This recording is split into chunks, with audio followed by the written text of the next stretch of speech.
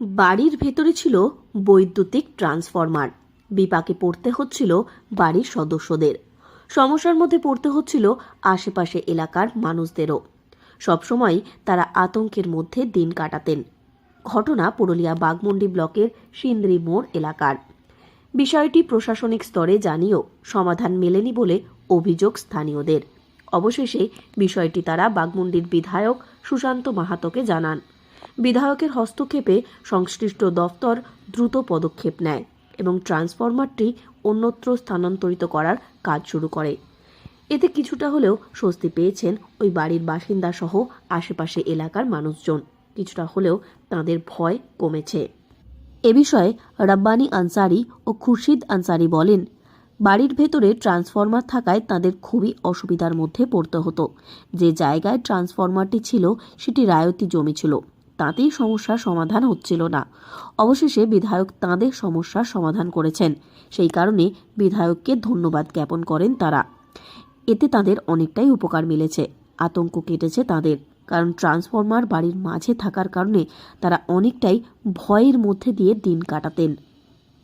Transformer অনেক দিন থেকে অনেক অফিসারকে জানানো ছিলাম যে কাজটা আমাদের করে দেন, কোনো কিছু হইল না। লাস্টে ওই এমএলএ সাহেব সুশান্তবাবু কাজটা অনেকটা আইলো, তারপরে আজকে সাকসেস আমাদের হইল। রায়ত জমিতে ছিল বাড়ির ভেতরে। আমার অনেক অনেক ধন্যবাদ সুশান্তবাবু, জাকিরবাবু। আমাদের সুবিধা ছিল যে রাহতের মধ্যে ছিল, ঘরের ভিতরে ছিল ট্রান্সফরমার।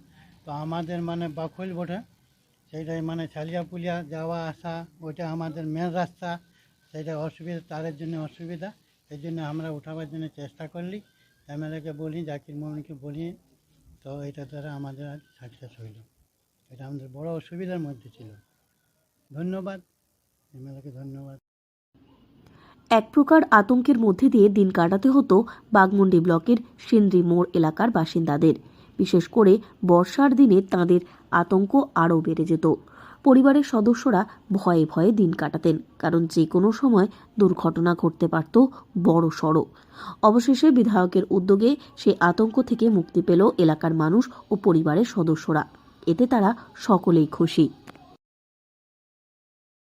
পুরুলিয়া থেকে শর্মিষ্ঠা ব্যানার্জির রিপোর্ট, লোকাল 18 বাংলা।